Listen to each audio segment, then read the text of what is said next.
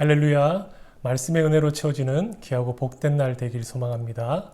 우리 다 같이 찬송가 433장 귀하신 주여 날 붙드사 함께 찬송하시면서 2월 26일 노아의 아침 예배 우리 시작하도록 하겠습니다.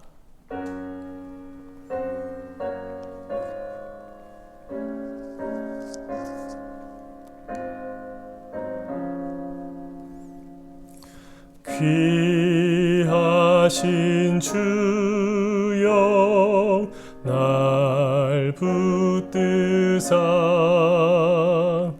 주께로 날마다 더 가까이 저 하늘 나라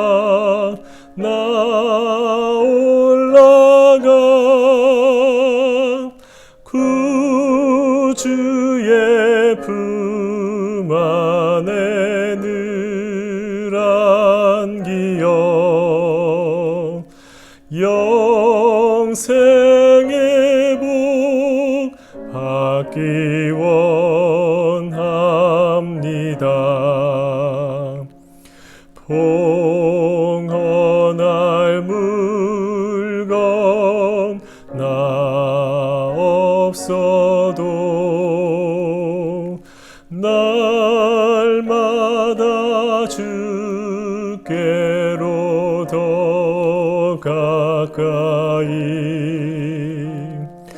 내 죄를 주께 다 고하니 주님의 보혈로 날 씻으사 눈보다 더 희게 하옵소서. 간악한 마귀 날 꾀어도 주 예수 앞으로 더 가까이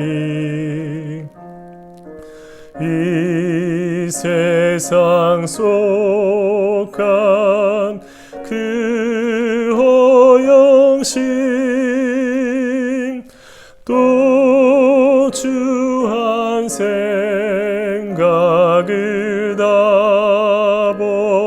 버리니 정결한 마음 내게 늘 주소서. 이 세상 내가 살 동안에 주께로 날마다 더 가까이 저배는 천국 나 들어가 한없는 복락을 다 얻도록 풍성한 은혜를 주옵소서. 아멘.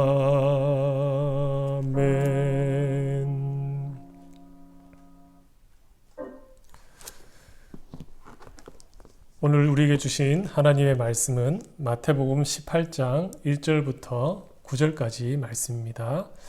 우리 오늘 말씀을 다 같이 합독하도록 하겠습니다. 그때의 제자들이 예수께 나와 이르되 천국에서는 누가 크니까?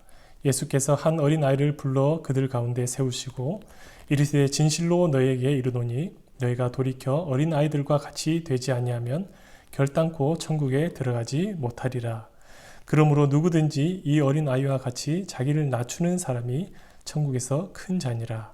또 누구든지 내 이름으로 이런 어린아이 하나를 영접하면 곧 나를 영접함이니 누구든지 나를 믿는 이 작은 자 중 하나를 실족하게 하면 차라리 연자 맷돌이 그 목에 달려서 깊은 바다에 빠뜨려지는 것이 나으니라.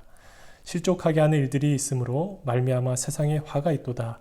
실족하게 하는 일이 없을 수는 없으나 실족하게 하는 그 사람에게는 화가 있도다. 만일 네 손이나 네 발이 너를 범죄하게 하거든 찍어내버리라. 장애인이나 다리 저는 자로 영생에 들어가는 것이 두 손과 두 발을 가지고 영원한 불에 던져지는 것보다 나으니라. 만일 내 손이 너를 범죄하게 하거든 내어버리라. 한 눈으로 영생에 들어가는 것이 두 눈을 가지고 지옥불에 던져지는 것보다 나으니라. 아멘. 오늘 말씀은 예수님의 제자들의 질문에 예수님께서 대답하시는 그런 내용인데요. 그 질문의 내용은 천국에서 누가 더 큰 자인가 하는 그런 질문이었습니다. 이 질문에 대하여 예수님께서는 진정한 큰 자의 모습은 어떤 모습인지 또 어떤 삶의 자세를 가지고 살아야 하는지에 대해서 제자들에게 말씀하고 계시죠. 오늘 본문인 이 마태복음에는 조금 간결하게 나와 있지만 같은 내용을 다루는 이 마가복음에 보면 이 사건을 좀 더 자세하게 기록하고 있습니다. 이 마가복음 9장에 보면 예수님께서 제자들이 길에서 쟁론하는 것을 보시고 제자들에게 물어보시죠. 너희가 길에서 무엇을 가지고 쟁론한 것이냐? 그때 제자들이 대답하죠. 천국에서 누가 더 큰 자인가 하는 것으로 우리가 쟁론하였습니다. 예수님께서는 앞으로 있을 고난과 십자가의 죽음을 기다리고 계신데 이 제자들은 천국에서 누가 큰 자인가 하는 것에 대해 관심이 쏠려 있는 것이죠. 이렇게 철없는 제자들은 엉뚱한 곳에 관심을 가지고 있었던 것입니다. 이 제자들은 예수님과 함께 하면서 예수님께서 행하신 많은 이적들을 보았죠. 오병이어를 가지고 수천 명을 먹이고 병든 자를 고치고 죽은 자를 살려내고 귀신 들린 자를 고치는 이 많은 기적들을 보았습니다. 그리고 또한 몇몇 제자들은 이 변화산에서 예수님께서 신적인 모습으로 변모하시는 그런 모습까지 보았던 것이죠.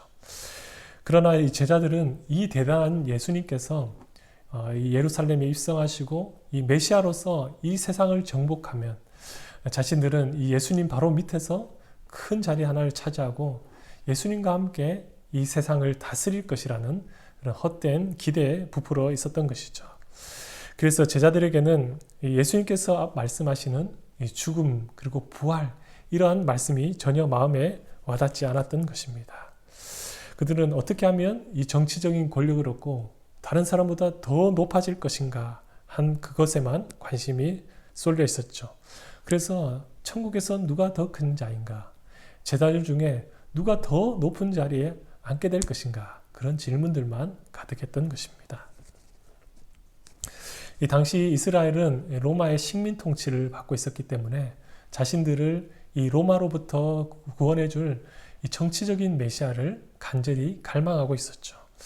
그래서 예수님과 몇 년 동안 그렇게 함께 하며 예수님께 행하신 그 기적들을 보았지만 그러나 마음의 이 변화를 받지 못하고 여전히 예수님을 정치적인 메시아로만 그렇게 생각했던 것입니다.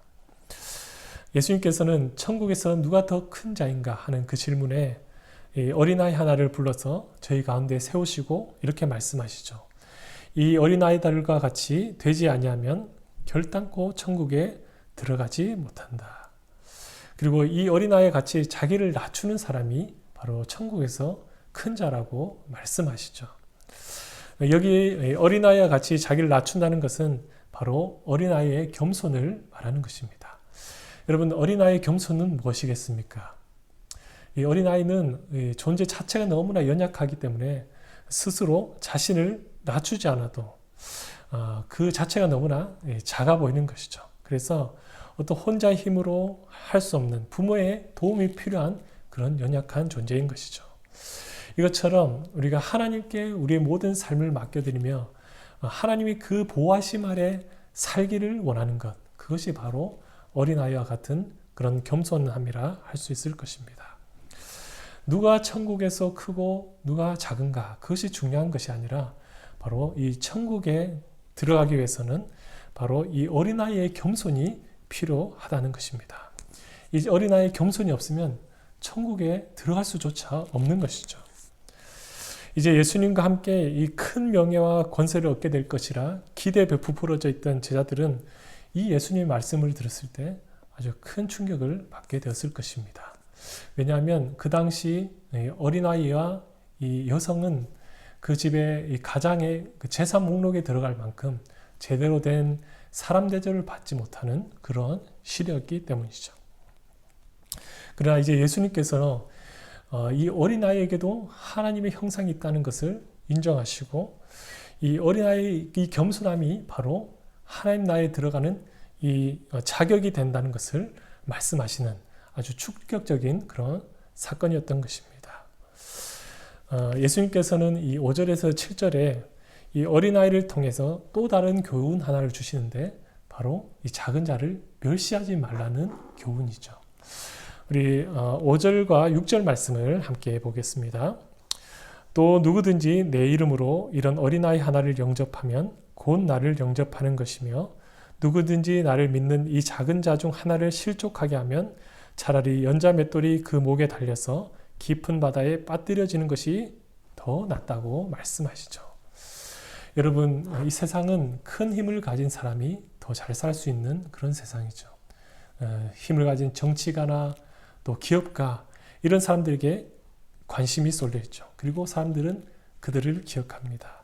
반면에 가난하고 힘없는 자들에게는 별로 관심이 없어요. 그들을 기억하지 않습니다. 여러분, 어린아이는 대표적인 약자, 작은 자라고 할 수 있죠. 이 덩치도 작고 가진 힘도 없고 어떤 지혜나 지식도 부족합니다. 이렇게 자기 힘으로 어떤 거 하나 제대로 할 수 없기 때문에 자신이 원하는 대로 할 수 없으면 그저 울고 떼를 쓸 뿐인 것이죠. 주님은 이런 어린아이, 즉 연약한 자 하나를 영접하는 것이 곧 나를 영접하는 것이라 말씀하실 만큼 연약한 자들, 소외된 자들, 작은 자들을 섬기는 것을 너무나 중요하게 이렇게 여기고 말씀하고 계십니다. 그리고 예수님은 이 작은 자를 실족하게 하는 것에 대해서 경고하시면서 마지막 8절 9절에서 만일 손이나 발이 범죄하면 그것을 찍어버리고 눈이 범죄하면 그것을 빼어버리라고 말씀하시죠. 차라리 손과 발과 눈 없이 영생에 들어가는 것이 범죄한 육체를 가지고 지옥에 들어가는 것이 그것보다 더 낫다는 것입니다. 여러분, 예수님께서 이렇게 손과 발을 자르고 눈을 빼어버리라는 이런 극단적인 표현을 사용하고 계신데요. 이것은 바로 거룩한 삶을 위해서 우리에게 이러한 결단이 필요하다는 것이죠. 여러분, 사람 누구나 큰 힘을 갖고 싶어하고 다른 사람들보다 더 높아지고 싶은 그런 습성이 있습니다. 그래서 우리는 우리 자신이 가진 힘을 내려놓고 겸손함으로 약한 자들, 작은 자들을 섬기기로 결단하지 않으면 안 된다는 것입니다. 위대한 믿음의 사람들에게는 항상 이 위대한 결단이 있었죠. 우상의 재물을 먹지 않기로 한 그 결단, 목숨을 걸고 하루에 3번 예루살렘을 향해 기도하기로 한 그 결단, 바알에게 결코 무릎 꿇지 않기로 한 그 결단, 하나님의 도구로 쓰임받기 위한 그 결단이 있었다는 것입니다. 여러분, 이 아침 우리에게도 이러한 결단이 있기를 원합니다. 혹시 내 안에 나보다 더 연약한 자들, 나보다 더 부족한 사람을 무시하고 업신여기는 그런 모습이 내 안에 있지는 않았습니까? 누군가에게 베풀었던 그 호의조차도 그를 향한 진정한 사랑이 아닌 내 자신의 어떤 능력과 힘을 드러내기 위함은 아니었습니까? 여러분, 우리는 그 누구도 업신여기거나 무시할 수 없습니다. 왜냐하면 세상의 모든 사람은 다 하나님의 형상대로 지음받은 존귀한 존재이기 때문이죠. 이 세상의 모든 사람을 하나님은 한 영혼 한 영혼을 천하보다 더 귀하게 여기시기 때문입니다. 여러분, 오늘 주님의 그 말씀을 잘 기억할 수 있기 원합니다. 누구든지 내 이름으로 이 어린아이 하나를 영접하면 곧 나를 영접함이니. 우리 주님의 이 말씀을 잘 기억하고 내 주변에 이 연약한 사람들, 또 작은 자들, 나의 도움이 절실히 필요한 사람이 누구인지 우리 잘 살피고 진정한 사랑으로 그들을 용납하며 진정으로 그들을 사랑할 수 있는 저와 여러분이 될 수 있기를 간절히 소망합니다. 이 시간 우리 같이 한번 기도하기 원합니다. 어린아이가 부모 없이 제대로 아무것도 할 수 없고 하루도 온전한 모습으로 살 수 없는 것처럼 나는 주님 없이 아무것도 아닙니다. 난 주님 없으면 아무것도 제대로 할 수 없습니다. 이러한 겸손함을 내 안에 허락하여 주시옵소서. 또한 기도할 때 우리 주변을 돌아보며 내가 진정으로 섬겨야 할 사람이 누구인지 돌아보며 그들을 진정으로 사랑하며 섬길 수 있는 그 마음을 내게 허락하여 주시옵소서. 우리 주님의 사랑을 내 안에 부어 주시옵소서. 같이 한번 기도하며 나아가겠습니다. 살아계신 하나님, 오늘 주님의 마음을 깨닫습니다. 주님, 우리 안에 주님의 어린아이와 같은 겸손함을 주시고 하나님 진정으로 그 영혼들을 사랑하며 섬길 수 있는 마음을 우리 안에 허락하여 주시옵소서. 하나님, 우리 안에 있는 교만한 마음들과 높아진 마음들을 다 내려놓고 온전히 주님 바라보며 주님을 의지하며 주님께 순복하며 살아가는 우리 모습이 되길 원합니다. 하나님, 우리 모습 가운데 온전히 주님을 향하여서 하나님의 거룩한 모습으로 결단하며 살아가는 오늘 이 하루가 되게 하시고 우리 모든 삶을 주님께 올려드리며 살아가는 우리 모습 되게 하여 주시옵소서. 주님을 의지하며 주님께 나아갑니다. 살아계신 주 아버지 하나님, 내 모든 일을 내 힘과 내 능력으로 하려고 했던 우리의 모습을 돌아봅니다. 어린아이와 같은 겸손함으로 온전히 우리의 삶을 주님께 맡겨드리며 온전히 주님께 순복하는 우리의 삶이 되게 하여 주시옵소서. 우리 안에 어린아이와 같은 겸손함을 가지고 주님의 품 안에서 주님의 사랑과 은혜를 누리기를 원합니다. 혹시 내 주변에 내가 진정으로 섬겨야 할 사람은 없는지 내 주변을 깊이 둘러보게 하시고 겸손함으로 작은 자를 온전히 섬길 수 있는 우리가 되게 하여 주시옵소서. 오늘 이 하루도 주님께 맡겨드립니다. 주님께서 주신 이 하루를 성실함으로 또 진실함으로 살아내게 하시고 하나님 아버지의 마음을 품고 살아가는 오늘 하루의 삶이 되게 하여 주시옵소서. 하늘에 계신 우리 아버지여, 이름이 거룩히 여김을 받으시오며 나라가 임하시오며 뜻이 하늘에서 이루어진 것 같이 땅에서도 이루어지이다. 오늘 우리에게 일용할 양식을 주시옵고 우리가 우리에게 죄 지은 자를 사하여 준 것 같이 우리 죄를 사하여 주시옵고 우리를 시험에 들게 하지 마시옵고 다만 악에서 구하시옵소서. 나라와 권세와 영광이 아버지께 영원히 있사옵나이다. 아멘. 오늘 하루도 주님과 함께 동행하는 귀하고 복된 삶이 되기를 간절히 원합니다.